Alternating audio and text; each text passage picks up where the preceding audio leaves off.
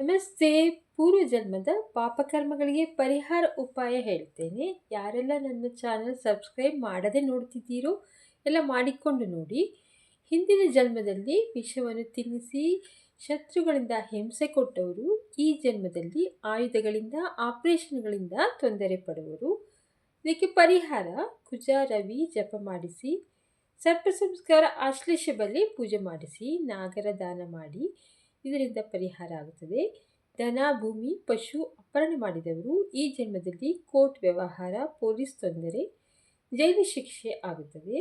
ಪರಿಹಾರ 6 ಸಲ ಚಂದ್ರಾಯಣ ಹೋಮ, ಲಲಿತ ಸಹಸ್ರನಾಮ 21 ಸಲ ಮಾಡಿಸಿ, ಲಲಿತ ಹೋಮ ಮಾಡಿಸಿ. ದಿನವೂ ಕೇಳಿ ಲಲಿತ ಸಹಸ್ರನಾಮ ಅಥವಾ ಪಠಣೆ ಮಾಡಿ.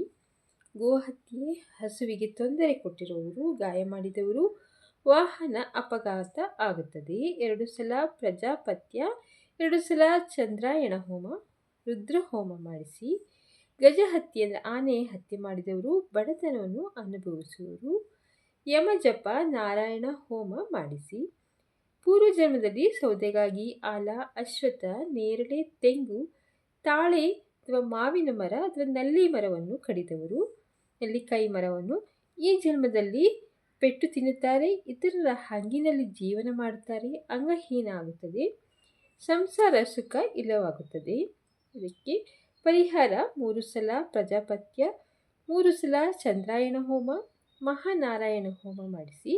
ಅರಳಿ ಮರ ಅಥವಾ ತೆಂಗಿನ ಮರವನ್ನು ನೆಟ್ಟರೆ ಒಳ್ಳೆಯದಾಗುತ್ತದೆ.